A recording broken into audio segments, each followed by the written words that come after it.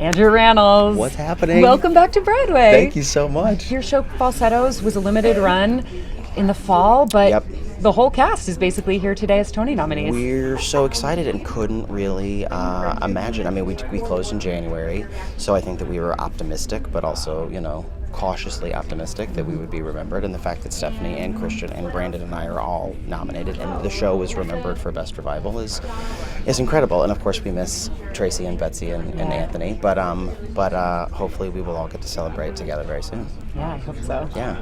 Talk about the character of Whizzer and whether you brought anything to him from your real life or from someone you actually know, a mannerism or a backstory.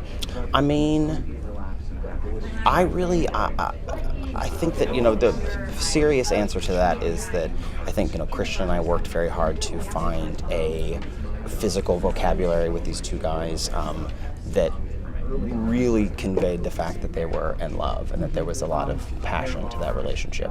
I think that, from the time that the show was originally produced to now, I think obviously the needle has moved quite a bit in terms of acceptance, particularly of gay people and gay stories. So I think there was a sensitivity that had to be dealt with initially, and now at this point, I think Christian and I were sort of given a lot of leeway to sort of find a more affectionate physicality with these two guys, which was great, and I think helped us both a lot sort of figure out the love story aspect of the story.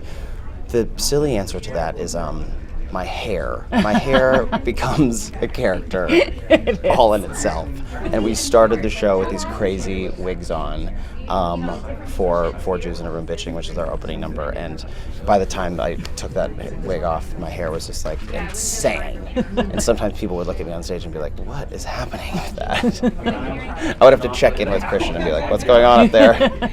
That's hilarious.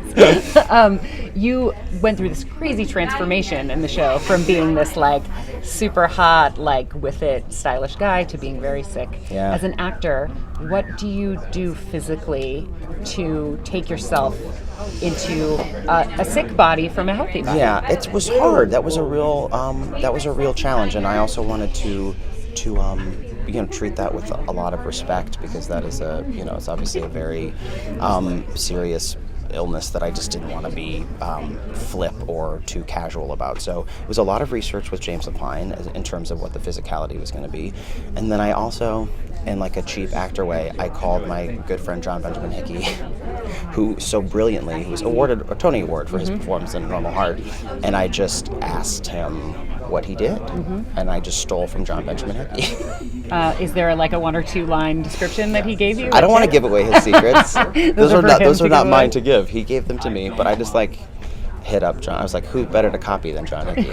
Well, he won a Tony for it, and maybe you will too. Who knows? Then you guys will have to patent that stuff and sell it to the next person. I'll be thanking John Hickey that night then. Thank you, Andrew. Thank you so much. It's good to see you. You too.